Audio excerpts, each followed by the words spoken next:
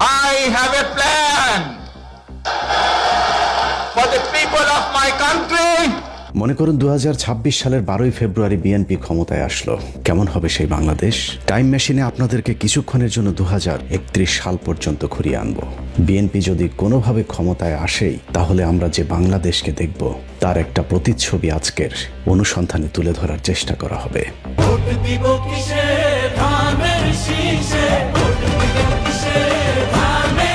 মনে করুন 12ই ফেব্রুয়ারি নির্বাচনে বিএনপি ধানের শীষ বিজয়ী হলো এবং বিএনপি সরকার গঠন করলো। তাহলে বিএনপি 12 তারিখের নির্বাচনে বিজয়ী হয়ে সরকার গঠন করলে কেমন হবে তার ভবিষ্যৎ সরকার, সেটা বুঝতে হলে তার অতীত ইতিহাস একটু দেখে আসতে হবে।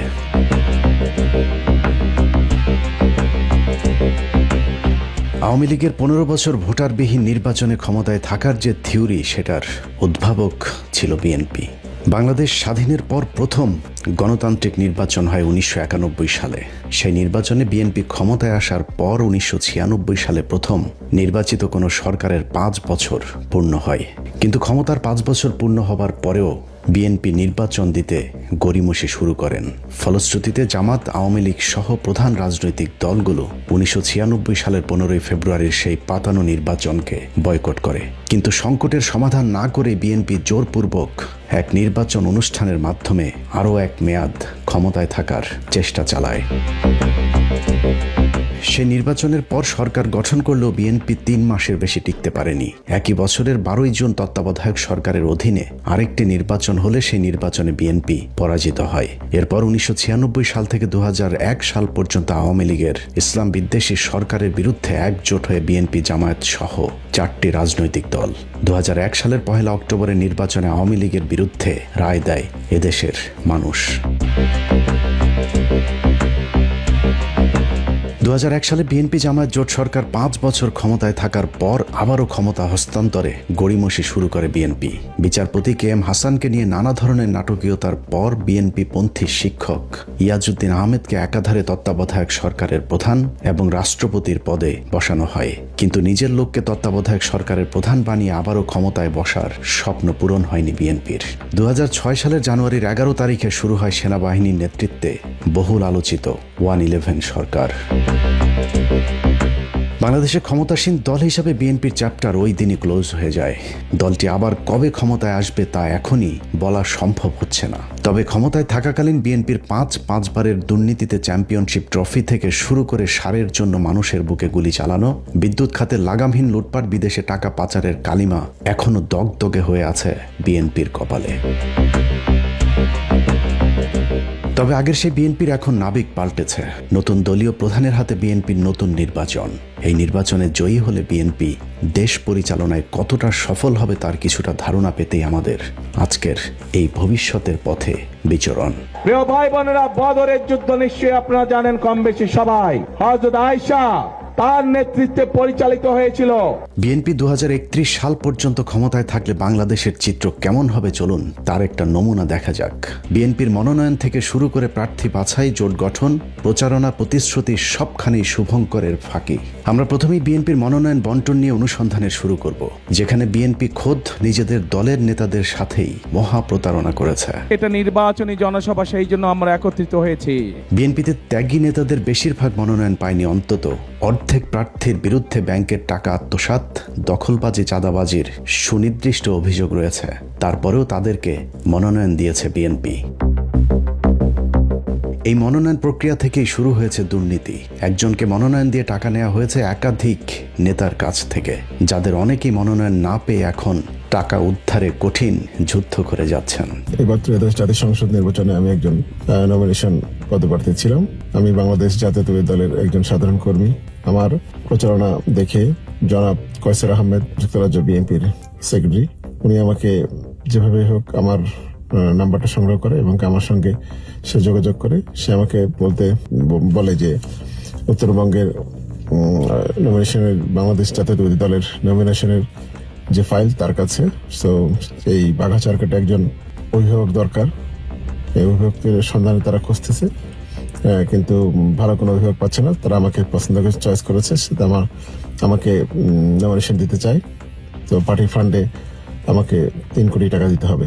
সে জনাব তারেক রহমান খুব ঘনিষ্ঠ ভাজন, কাছের লোক। So আমি বিশ্বাস করি এবং আমি তাকে 65 লক্ষ টাকা আমার আত্মীয় স্বজনের মাধ্যমে তার 2টা অ্যাকাউন্ট নম্বর দেয়, সে অ্যাকাউন্টে জমা করি। দেখলাম 1 মাস পার হয়ে গেল, পারে না। তো আমি বুঝতে পারছি সে পারেনি, সে আমার সাথে ফ্রড করেছে।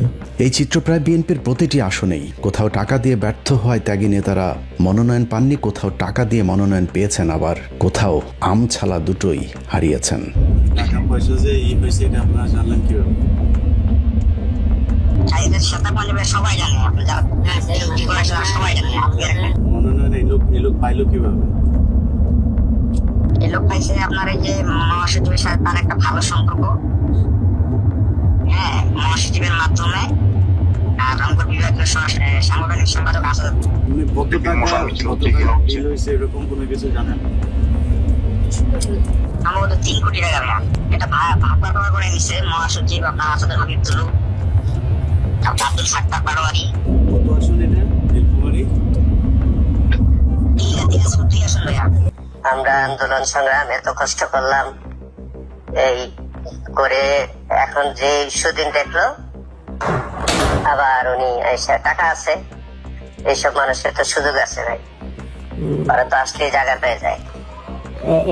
আমাদের মতো মানুষের তো অনেক সমস্যা। এর চ্যানেল কে কার মাধ্যমে করছে? এর চ্যানেল হলো ডাক্তার জাহিদ।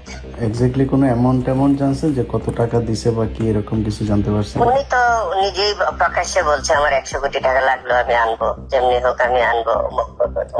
3.5 কোটি টাকা কন্ট্যাক্ট করছিল আমার সাথে। আচ্ছা, আমাকে চাইছে, এটা আমি তো জানি তো হওয়ার কথা না, তারপরে যেভাবে বলছে আর কিভাবে করছি। তো এখন তো আমাকে বললো যে আগে 70 লাখ টাকা আগে দিতে হবে, পরে নমিনেশন পেলে বাকিটা। এরকম কথা তো ছিল, বলছে টলছে। তা এখন আমাকে যখন বলছে টাকা দিয়ে দিচ্ছে আগে, কিন্তু দেখলাম চাঁদ সাহেবকে যখন পবন সাহেব বিজ্ঞানী দিল, তখন আমি কাউসারকে ফোন দিলাম। আপনি বললেন যে নমিনেশন আমাকে দিবেন, তারেক রহমান আমাকে দিবে, এটা বললো। আপনি বলছেন তো ওই নমিনেশন তো ওনাকে দিল। তো তখন মানে সে বলছিল যে যদি ওয়েট করে 1 সপ্তাহ, যদি নমিনেশন তুমি না পাও তোমার টাকা রিফান্ড করে দিব। টাকা দিচ্ছি 65 লাখ, 70 লাখ দিইনি, 65 লাখ দিচ্ছিলাম। সবচেয়ে ধোঁকা খেয়েছেন বিএনপির সাথে যারা জোট করেছেন তারা। অনেক স্বপ্ন নিয়ে জোটে যারা অংশ নিয়েছিলেন তাদের সকলেই এখন ছেড়ে দেমা কেঁদে বাঁচে অবস্থা। এই যেমন নিজের দলের সাধারণ সম্পাদকের পদ থেকে পদত্যাগ করে বিএনপিতে যোগ দিয়ে স্বপ্ন দেখেছিলেন যদি একবারের জন্য এমপি হওয়া যায়, কিন্তু ধানের শীষ প্রতীক রাশেদ খানকে দেয়া হলেও বিএনপি কৌশলে তাদের আরেকজন প্রার্থীকে স্বতন্ত্র হিসেবে দাঁড় করিয়ে দেন ঝিনাইদহ 4 আসনে। দিন যত যাচ্ছে রাশেদ খান বুঝতে পেরেছে বিএনপির ভয়ঙ্কর ফাঁদে একুল উকুল সবই হারিয়েছেন তিনি। বিএনপির স্বতন্ত্র প্রার্থীর তাণ্ডবে রাশেদ খান নির্বাচনের মাঠে কোণঠাসা হয়ে পড়েছে। পরিস্থিতি যা দাঁড়িয়েছে, ঝিনাইদহ 4 আসনে রাশেদ খান তার নিজের ভোটটাও দিয়ে এলাকা ছাড়তে পারবেন কিনা তা নিয়ে সংশয় তৈরি হয়েছে। কারণ রাশেদ খানকে এরই মধ্যে অবাঞ্ছিত ঘোষণা করেছে ঝিনাইদহের বিএনপির নেতাকর্মীরা।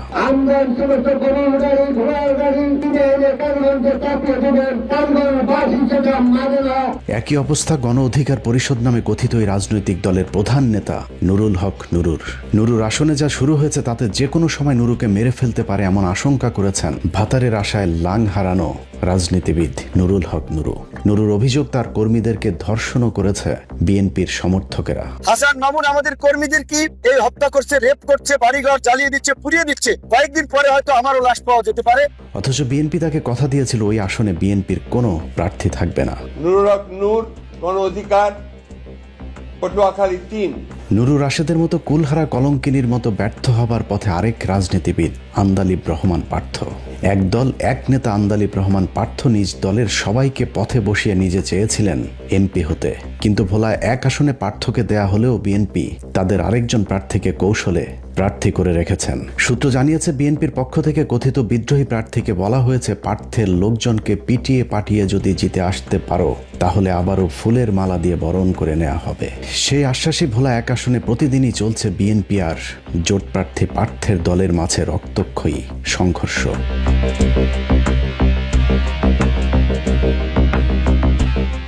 এভাবে বিএনপির জোটে যারা গিয়েছেন তাদের সকলেই এখন বিএনপির সাথে জোট করার কর্মফল ভোগ করছেন, অথচ জামায়াত ইসলামের জোটে যারা অংশ নিয়েছেন তাদের প্রার্থিতা ঘোষণার সাথে সাথেই জামায়াত ইসলামের সম্ভাব্য প্রার্থীরা তাদের প্রার্থিতা প্রত্যাহার করে নিয়েছেন।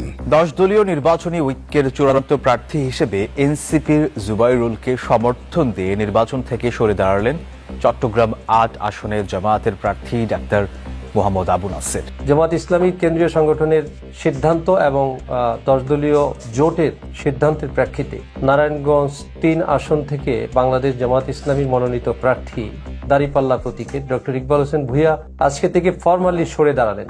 জামায়াতের এসব প্রার্থীদের অনেকের নিশ্চিত জয়ের সম্ভাবনা থাকা সত্ত্বেও তারা ভোটারদের চোখের পানিতে বিদায় নিয়েছেন। এটা কোনোভাবে আমি নিতে পারতেছি না। আজকে যাকে দেওয়া হয়েছে কেন্দ্রতে এজেন্ট দেওয়ার মতন লোক নাই, আর যেখানে আপনার জনপ্রিয়তা সবার উপরে। আমরা খুব আশাবাদী ছিলাম এবার রামগঞ্জ জায়গাকে আপনাকে বিপুল ভোটে বিজয়ী করবো ইনশাল্লাহ, কিন্তু ভাই যে সিদ্ধান্ত কেন্দ্র থেকে নেওয়া হয়েছে এটা কোনোভাবে মেনে নিতে পারতেছি না। আমার কেন জানি মনে হচ্ছে আপনি এককভাবে নির্বাচন করলেও আপনি আমার সংসদে যাবেন ইনশাল্লাহ। নির্বাচনের জোটে আসা প্রার্থীদের সাথে বিএনপি যে প্রতারণা করেছে তাতে এই দলের সাথে ভবিষ্যতে কেউ জোট করবে কিনা তা নিয়ে সন্দেহ তৈরি হয়েছে। তাদের এখন নিরাপত্তা নিয়ে আমরা শঙ্কিত। অনতিবিলম্বে হাসান মামুনের প্রার্থিতা বাতিল করতে হবে। নিজের জোট সঙ্গীদের সাথে প্রতারণার পাশাপাশি বিএনপি ভোটারদের সাথেও প্রতারণা শুরু করেছে। ফ্যামিলি কার্ডটা আমরা ইনশাআল্লাহ সরকার গঠন করলে যত পরিবার আছে বাংলাদেশে আমরা চেষ্টা করব সবাইকে দিতে। দীর্ঘ 17 বছর ঢাকা লন্ডন যৌথ প্রযোজনায় বিএনপি একটি কার্ড উদ্ভাবন করেছে যার নাম ফ্যামিলি কার্ড, কিন্তু এই কার্ড আরো 4 বছর আগে পুরাতন হয়েছে। শেখ হাসিনার সময়েই 1 কোটি ফ্যামিলি কার্ডকে স্মার্ট কার্ডে রূপান্তরিত করা হয়েছিল, কিন্তু দুর্নীতি আর অব্যবস্থাপনায় সেই প্রকল্প ব্যর্থ হয়। 1 কোটি ফ্যামিলি কার্ড পরিণত হয়েছে স্মার্ট কার্ডে। রাজধানীর বিভিন্ন অঞ্চলে বিতরণ করা হয়েছে এই আধুনিক কার্ড। হাসিনার আমলে শুরু হয় স্মার্ট কার্ড আবারও পুরাতন ভার্সন ফ্যামিলি কার্ডে ফিরিয়ে নিয়ে 1 কোটির পরিবর্তে 50 লাখ কার্ড দেওয়ার মহা এক পরিকল্পনা হাতে নিয়েছে বিএনপি। এগুলো কিসের কার্ড? এগুলো কিসের কার্ড? এগুলো কি বিতরণ করেন? কিসের কার্ড এগুলো? হাতে নাতে ধরা হয়েছে কার্ড বিতরণ করেন। এইগুলো ধান শেষে ভোট দিন আর ফ্যামিলি কার্ড এগুলো। হ্যাঁ, এটা হলো যদি এই যে এদের ফাইল করে উঠাও। শেখ হাসিনার 10 টাকা সে চাউলের মতো, 10 টাকা সে চাউল কিনে ঘরে চাউল রাখার জায়গা নেই। তারপরেও সমস্যা নেই, খালি হাতে ফেরানোর চেয়ে কিছু একটা দিচ্ছে তাতেও সমস্যা কি? কিন্তু বিএনপি নির্বাচিত হবার আগেই যে জালিয়াতি শুরু করেছে তাতে জনমনে আশঙ্কা তৈরি হয়েছে বিএনপির এই ফ্যামিলি কার্ডটুকু পাওয়া যাবে কিনা। তারেক রহমান ইতিমধ্যে ঘোষণা করেছেন বাংলাদেশের 50 কোটি লোকেরকে ফ্যামিলি কার্ড দেওয়া হবে। 18 থেকে 20 কোটি মানুষের দেশে বিএনপি প্রতিশ্রুতি দিচ্ছে 50 কোটি কার্ড বিতরণের। কোথাও আবার এই কার্ডে হরেক রকমের পণ্যের সাথে নগদ টাকা দেওয়ারও মিথ্যা আশ্বাস দেওয়া হচ্ছে। এই যে ফ্যামিলি কার্ড গুলো বিতরণ করছেন এটা বিএনপি সরকার থেকে দেওয়া হয়েছে। আজকে ফ্যামিলি কার্ডের বিনিময়ে পণ্য বিক্রি হচ্ছে, 1300 টাকা করে সে পণ্য দেওয়া হচ্ছে ফ্যামিলি কার্ডে। 2000 টাকার মাল সামানা দেওয়ার পর নগদ টাকা দিব আর 2000 টাকা এই ধানের শীষে ভোট দিলে। বাজারে গেলে ফ্যামিলি কার্ড নিয়ে গেলে 100 টাকার বাজার 50 টাকা হয়ে যাবে। ফ্যামিলি কার্ডের সাথে কোথাও আবার কৃষি কার্ডও দেওয়া হচ্ছে। আপনাদের ওয়াইফের জন্য একটা ফ্যামিলি কার্ড করে দেবে, আর আপনাদের কৃষির জন্য কার্ড করে দেবে। ফ্যামিলি কার্ড এবং আছে কৃষি কার্ড। কৃষি কার্ডে কৃষি সরঞ্জামাদি যত আছে সার কীটনাশক সহ সবকিছু। এই কার্ড ব্যাংকে দেওয়ার সাথে সাথে টাকা দেবে, হয়তো 15,000 টাকা লাগবে 15,000 দিল, নাহলে 20,000 লাগবে 20,000 দিল। এই ফ্যামিলি কার্ডের মাধ্যমে আপনি 25 কেজি চাউল কিনতে পারবেন, 1 কেজি নুন কিনতে পারবেন, একদম বিনামূল্যে বিনা পয়সা। আর যদি লোনের দরকার হয় ব্যাংকে যাবে, ওই তোমার আরএস খোতানো যাবে না, এসে খোতানো যাবে না, এই কার্ড ব্যাংকে দেওয়ার সাথে সাথে টাকা দেবে, হয়তো 15,000 টাকা লাগবে 15,000 দিল, নাহলে 20,000 লাগবে 20,000 দিল। জালিয়াতির এখানেই শেষ নয়, বিএনপির নেতাকর্মীরা বিভিন্ন জায়গায় গ্রামের সহজ সরল মানুষকে বোকা বানিয়ে ফ্যামিলি কার্ডের নামে তাদের কাছ থেকে হাতিয়ে নিচ্ছেন বিভিন্ন অঙ্কের টাকা। 1400 টাকা নিছে, আরো 7 জনের কাছ থেকে মনে করেন 750 টাকা করে টাকা নিছে। চলে গেছে, কোন একটা ফ্যামিলির দেয় নাই, সে ভাইগে গেছে। আপনাদের কাছে কত করে টাকা চাচ্ছ? 100 টাকা। বিএনপির বিভিন্ন মিছিলগুলোতে বিরিয়ানির প্যাকেট আর টাকার প্রলোভন দেখিয়ে মানুষকে ভাড়া করে নিয়ে যাওয়া হচ্ছে, কিন্তু যেসব মানুষকে ভাড়া করে আনা হচ্ছে তাদের সাথেও ধোঁকাবাজি করেছে দুর্নীতিতে 5 বারের চ্যাম্পিয়ন এই দলটি।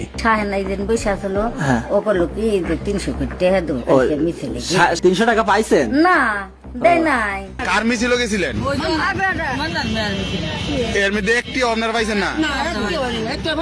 বিএনপি তাদের নতুন প্রতারণার ফাঁদ পেতেছে আওয়ামী লীগ এবং সংখ্যালঘু ভোটারদেরকে ধরতে, কিন্তু বাস্তবতা বলছে তাদের সাথেও প্রতারণা করবে বিএনপি। কারণ 5 তারিখের পর আওয়ামী লীগের ব্যবসা প্রতিষ্ঠান দখল, মামলা বাণিজ্য, এমনকি সংখ্যালঘুদের জমি জায়গা দখলে নেতৃত্ব দিয়েছে বিএনপির নেতাকর্মীরা। নির্বাচনের পর বিএনপি ক্ষমতায় এলে সংখ্যালঘুরা কেমন থাকবে তারও একটা চিত্র এরই মধ্যে ফুটে উঠেছে। হাসিনা পালানোর পর 6 আগস্ট আমার ছোট দোকানেও আবার হামলা চালায়, সবাইকে আমাদের সবাইকে মারধর করে, আমার পরিবারে, আমার দিদাকে, আমাকে, আমার রোগাক্রান্ত বাবাকে। এরা হলো বরিশালে বিএনপির সাবেক যুগ্ম সাধারণ সম্পাদক সৈয়দ জামাল হোসেন নোমান। তারপরেও বিএনপি আওয়ামী লীগ এবং হিন্দুদের ভোট পেতে নানা ধরনের লোভনীয় অফার দিয়ে মাঠে নেমেছে। আওয়ামী লীগ বিএনপির ভাই ভাই দানের শীষে ভোট চাই। আদালতে চলমান অবস্থাতেই বিএনপি ক্ষমতায় গেলে সব মামলা তুলে নেয়ার মিথ্যা আশ্বাস দেওয়া হচ্ছে বিএনপির সর্বোচ্চ পর্যায় থেকে। যত মামলা আছে আওয়ামী লীগের বিরুদ্ধে আমরা সমস্ত মামলাগুলো তুলে নেব। 1.5 বছর আওয়ামী লীগের কাছ থেকে মামলা বাণিজ্য করবার পর পাপিয়ার ঘর জামাই হারুনুর রশিদ এখন আশ্বাস দিচ্ছেন আওয়ামী লীগের কাউকে হয়রানি করা হলে থানা ঘেরাও করা হবে। সুনির্দিষ্ট কোনো মামলা নাই, এর বাইরে কোনো লোককে যেন হয়রানি করা না হয়। যদি হয়রানি করা হয় আমি জনসাধারণকে নিয়ে কিন্তু আমি থানা ঘেরাও করবো, একদম পরিষ্কার বলেছি। এভাবেই ভোটের লড়াইয়ে জিততে অতীত ভুলে আওয়ামী লীগের লোকজনকে রাজনীতিতে পুনর্বাসন করে দেওয়ার চেষ্টা চালাচ্ছে বিএনপি। আমি বললাম এই ওয়ার্ডে এই বাড়িতে বসে নৌকার ভোট চেয়েছিলাম, আজকে এই ওয়ার্ডে বসে আজকে আপনাদের কাছে ধানের শীষে ভোট চাইছি। কিভাবে নেত্রী হতে হয় সেটা প্রমাণ করে দিয়ে গেছে শেখ খালেদা জিয়া। আসসালামু আলাইকুম।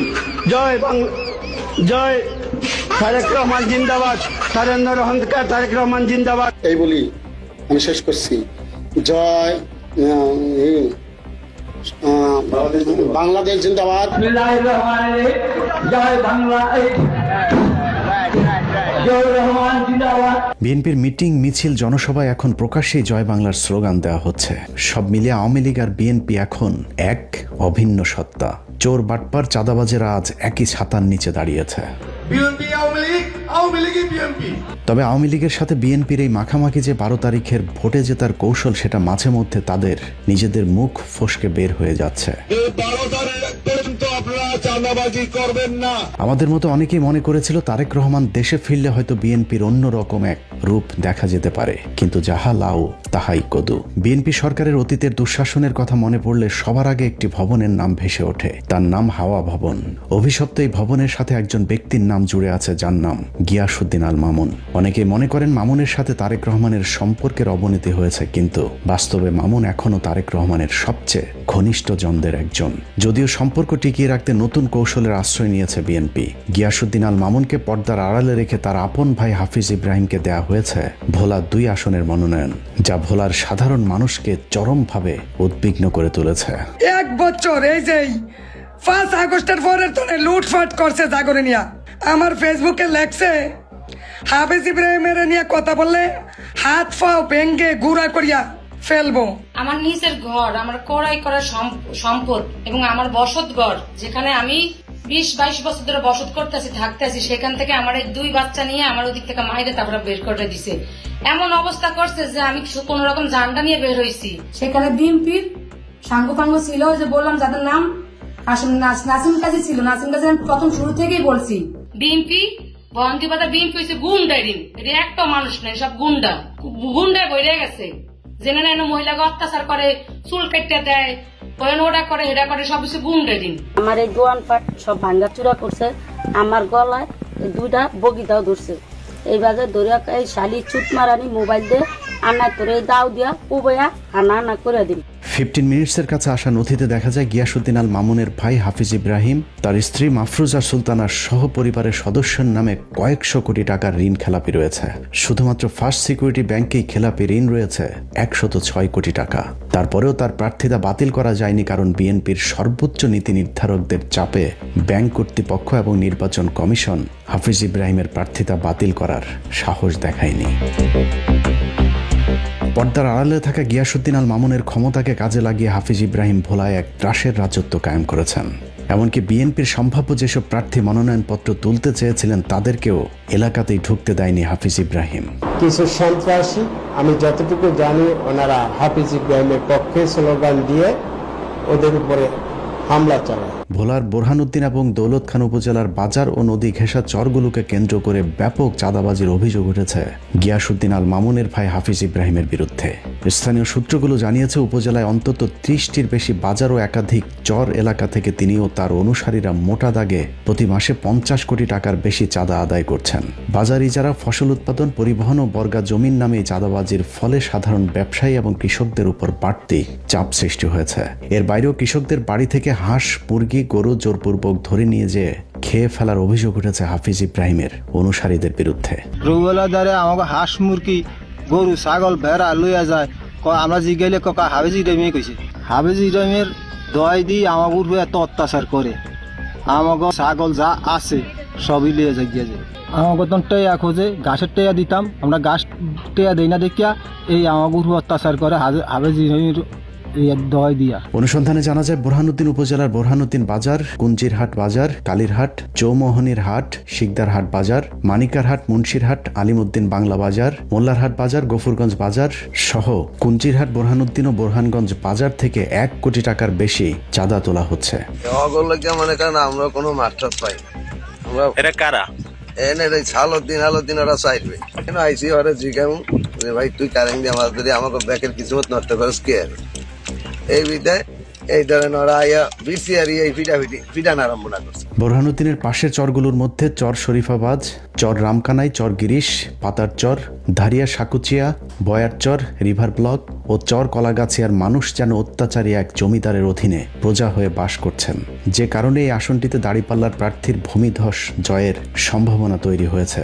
ফলশ্রুতিতে ভোলাতেই সবচেয়ে বেশি হামলার শিকার হচ্ছেন জামায়াত প্রার্থী অধ্যাপক মাওলানা নজরুল ইসলামের অনুসারীরা। এভাবে বহর করতেও দিবেন না, বহর না বহর দিলে মাত্র হাফিজ ইব্রাহিম দিবে। একই অবস্থা দেশের প্রায় সব বিএনপির প্রার্থীদের। বিএনপি যেন বেছে বেছে অবৈধ টাকার পেশি শক্তির অধিকারী প্রার্থীদেরকেই বাছাই করেছেন। বিএনপি ক্ষমতায় আসলে এদেশের মানুষ কেমন থাকবে তা বোঝার জন্য আরেকটি আসন থেকে ঘুরে আসব, যেখানে ক্ষমতায় আসার আগেই মানুষের জীবনে নাভিশ্বাস তুলে দিয়েছে বিএনপি মনোনীত প্রার্থী শরীফুজ্জামান শরীফ আর তার ভাই টরিক। বাংলাদেশে যত দামি দামি লোক আছে, যত প্রেসিডেন্ট ছিল, যত মন্ত্রী ছিল, এমন কেউ নাই আমার দরবারে যায় নাই, এমন কোন পার্টির নেতা নাই আমার কাছে যায় নাই। চুয়াডাঙ্গা 1 আসন থেকে মনোনয়ন পাওয়া সাবেক চরমপন্থী নেতা শরীফুজ্জামানের বিরুদ্ধে চাঁদাবাজি, দখল, লুটপাট, এমনকি খুন ধর্ষণের অভিযোগ রয়েছে। শরীফের আপনি হলো মানে একটা বেহায়া, একটা কান কাটা, একটা নির্লজ্জ বেহায়া পুরুষ।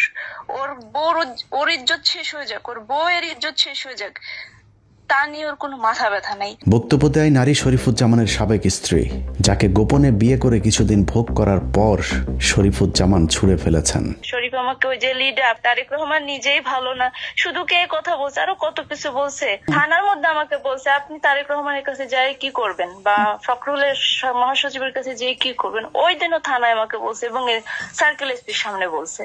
তারেক রহমানকে জিজ্ঞাসা করবো, সার্কেল এসপি তো পুরো ওদের হয়ে কাজ করছে। 5 আগস্টের পর নিজের অবস্থান পরিবর্তনের সাথে সাথে নিজের স্ত্রীও পরিবর্তন করেছেন।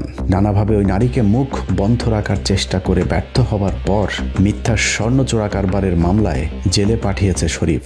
ভোরবেলা হামলা করে নিয়ে গেল, নিয়ে যাওয়ার পরেই শুনতে গোয়েন্দা বাহিনী আমাকে জানায় যে আপনার মেয়েকে নিয়ে গেছে চুয়াডাঙ্গা সদরে। আমি যে দেখি সদরেও নাই, কোর্টেও নাই। তারপর আমি আবার শুনলাম যে জেলখানা। তো মেয়েকে ডাক দিয়ে বললাম যে পুতুল কি হয়েছে? কইছে মা আমাকে বলছে কি পুলিশ যে তুমি উঠো কোর্টে। না তো কেন? না তো তুমি যে শরীফের নামে মামলা করতে চেয়েছো সেটা পোট আপ করবো, কইহা নিয়েছে, নিয়েই না মা আবার আমাকে জেলখানাতে ভরে দিয়েছে। ইলিয়াস ভাইয়ের প্রতিবেদনে আমার বোন সাক্ষাৎ দেওয়ার পরেই ভোরবেলা আমার বোনকে শরীফ আর শরীফের গুন্ডাপান্ডা বাহিনী পুলিশ দিয়ে আমার বোনকে তুলে নিয়ে যায়। একটি স্কুলের গানের শিক্ষিকা ওই নারী বিএনপির রাজনীতির সাথেও জড়িত ছিলেন। এমনকি পুরো পরিবার আওয়ামী লীগ সরকারের আমলে হামলা মামলার শিকারও হয়েছিলেন একাধিকবার। অথচ নিজের স্বার্থে বিএনপির এমপি প্রার্থী শরীফ তাকে বন্দী করে রেখেছেন। আর পুতুলের পরিবারের এখন সময় কাটে আদালতের বারান্দায় বারান্দায়। ছোটবেলার থেকে তার চিনি একখানে রয়েছি, তা সে কি করে এইসব ব্যবসা করে, এইসব ব্যাপারে শোনাই। পুতুল মেয়েটা খারাপ না, এটি যা মানুষে বলছে এটা মনে করেন একটা সত্যায়ন করে বলছে। আমার জীবন আমি দেখি আমি তো 2বার 3বার এদিকে আসিয়া যায়। আমরা দেখিনি যে তার খারাপ আচরণ আমরা কোনদিন দেখি। এইভাবে আরো নির্যাতন হতে থাকে তাহলে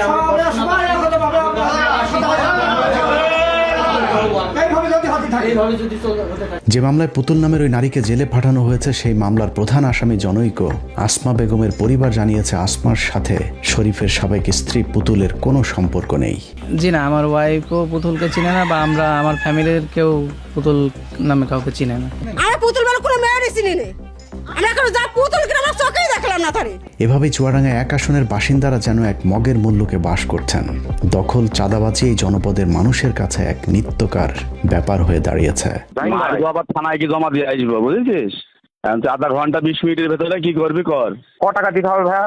তুই থানায় বসিস, তুই থানায় বসিস শোনা জাহিন ভাই, তুই টাকা পারবি বল? তুমি আমাকে আধা ঘন্টা সময় দাও ভাই। তুমি কি খুশি ভাই? জাহিন ভাই বলো। একটা করে মানুষ ফোন দেবে, তোর ভাইয়ের একটা করে ডাং দিয়ে মারবো। তুই বাদে তোদের একটা কেউ ফোন দেয়, আবার থানায় কি জমা দিয়ে আসবো, বুঝেছিস? আধা ঘন্টা 20 মিনিটের ভেতরে কি করবি কর। শরীফে তো ধরাই যায় না, সে বলে আমরা আর ওর মধ্যে কিচ্ছু করতে পারবো না। জমি ওরা নিজে বলেছে ওদের দিতেই হবে। মানে অকথ্য ভাবে গালি গালাজ দিলে তো শরীফ বাপের সাথে দেখা করা, মানে বাপ সবসময় শরীফ বাপ, শরীফ বাপের সাথে দেখা করার কথা বলিস, তুই দেখা করিস নি। আমাকে ওই যে চেয়ার থেকে ফেলে দিয়েছে, তারপরে আবার কলার ধরে নিয়ে আমার রুম থেকে বের করে নিয়ে আসছে। 4 কোটি টাকার গাছ তো হবেই, 1 কোটি টাকা কেটে ফেলছে। ভাগিদার ওই যে শরীফকে দিয়েছে 40%। শরীফ সাহেব বলছে যে গাছ আমি কাটবো, কার ক্ষমতা আছে দেখি আমাকে ভালো দেয়। এই চাঁদাবাজি করতে করতে মনে করেন যে তার ভাই টনি সাহেব, সে সিঙ্গাপুর থাকে, সে টাকা পয়সা আছে, সে এটা লবিং করে সেটা রাজনীতির প্ল্যাটফর্ম তাকে দিয়ে দিচ্ছে, করাই দিচ্ছে। স্থানীয় বিএনপি নেতারাও তার বিরুদ্ধে সোচ্চার। তারপরেও শরীফুজ্জামানকে কেন্দ্র থেকে মনোনয়ন দেওয়া হয়েছে, কারণ বিএনপির এই প্রার্থীর ভাই টরিক একজন আন্তর্জাতিক সোনা চোরাকার বাড়ি। ডায়মন্ড ওয়ার্ল্ডের মালিক দিলীপ আগারওয়ালার ব্যবসায়িক পার্টনার টরিক সিঙ্গাপুরে ব্যবসার নামে বিএনপির অনেক নেতার টাকা পাচারের অন্যতম সহযোগী, যে কারণে বিএনপির তাকে প্রয়োজন। চুয়াডাঙ্গা আলমডাঙ্গায় যে চাঁদাবাজ হচ্ছে, এই চাঁদাবাজ গুলা শরীফের নেতৃত্বে হচ্ছে এবং দখল করছে এবং বহু টাকা চাঁদা তুলেছে চুয়াডাঙ্গা এবং আলমডাঙ্গা, এবং আওয়ামী লীগের লোককে শেল্টার দিচ্ছে এবং চাঁদা তুলছে। তার নেতৃত্বে বিএনপি ঐক্যবদ্ধ থাকবে কিনা, এখন বিএনপি 5টা খণ্ডে খণ্ডিত, রাজনৈতিক অবস্থান একেবারে নাই বললেই চলে। আজ চুয়াডাঙ্গা জেলার সেক্রেটারি নির্দেশে তার পেটোয়া বাহিনী অস্ত্রে শস্ত্রে সুসজ্জিত হয়ে আজকে আমার বাড়িতে অ্যাটাক করে। সেই সময় আমার মা বয়স 60-এর ঊর্ধ্বে ভয় পেয়ে দরজা বন্ধ করে দেয়। আমাকে না পেয়ে তারা আমার অফিস ব্যাপকভাবে ভাঙচুর করে, যেটা আমার জন্য অত্যন্ত দুঃখজনক। চুয়াডাঙ্গা 1 আসনের দাঁড়িপাল্লার প্রার্থী অ্যাডভোকেট মাসুদ পারভেজ রাসেলের বিনা প্রতিদ্বন্দ্বিতায় জয়ের সম্ভাবনা তৈরি হয়েছে, যে কারণে শরীফের নেতাকর্মীরা এলাকায় মানুষকে নানাভাবে ভয় ভীতি দেখিয়ে ভোটে জেতার চেষ্টা চালিয়ে যাচ্ছে। তোরা আওয়ামী লীগ করিস, যাই করিস, এখন আওয়ামী লীগ বিএনপির কোনো ভেদাভেদ নেই। এখন আওয়ামী লীগের বিএনপি এক হয়ে গিয়েছে, বুঝতে পেরেছিস? জামাতের বিরুদ্ধে দাঁড়াইতে হবে, ভোট টানে শিখিয়ে দিতে হবে, যেহেতু নৌকা নেই। একদম সকাল সকাল ভোট কেন্দ্রে চলে যাবি, আর যে কটা বাড়ির লোক আছে তোদের সব ভোট কটা জনে আমরা দেখতে পাই, আমাদের সামনে মারবি, ঠিক আছে তো? কোথাও বলা হচ্ছে জনগণ ভোট না দিলেও নাকি শরীফুজ্জামান শরীফ ধানের শীষে বিজয়ী হয়ে আসবে।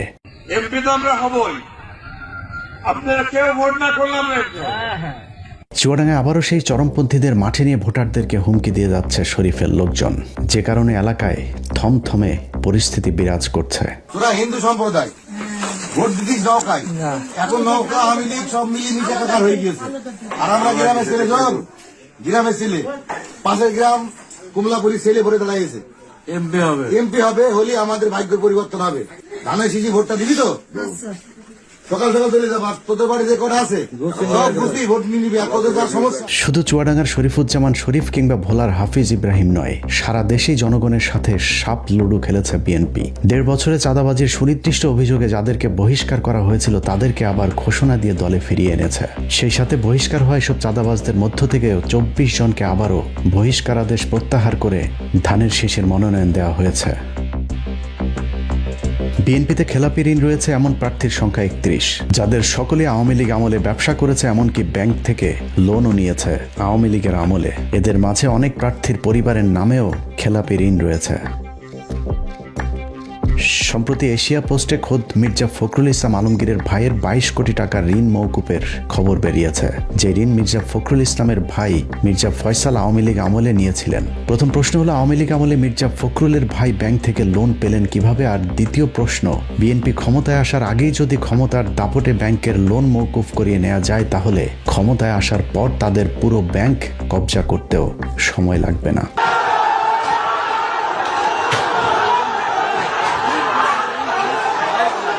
সারা দেশের বাস্তবতায় দেশের অস্তিত্বের প্রশ্নে মানুষ এখন দাঁড়িপাল্লার পক্ষে। বাংলাদেশের মতো তৃতীয় বিশ্বের দুর্নীতিগ্রস্ত একটি দেশের রাজনৈতিক দল হয়েও জামাত ইসলামের নেতাকর্মীরা যেভাবে নিজেদেরকে দুর্নীতি চাঁদাবাজ মুক্ত রেখেছেন তা মানুষকে চরমভাবে উদ্বেলিত করেছে। প্রতিপক্ষের এই জোয়ার ঠেকাতে বিএনপি সন্ত্রাসের পথ বেছে নিয়েছে।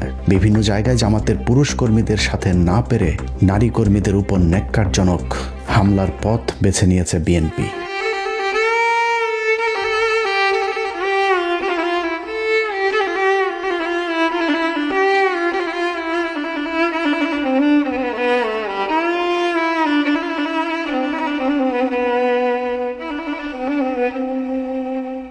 বোরকা পরা নারী মানে বিএনপি তাদের প্রতিপক্ষ ভাবতে শুরু করেছে।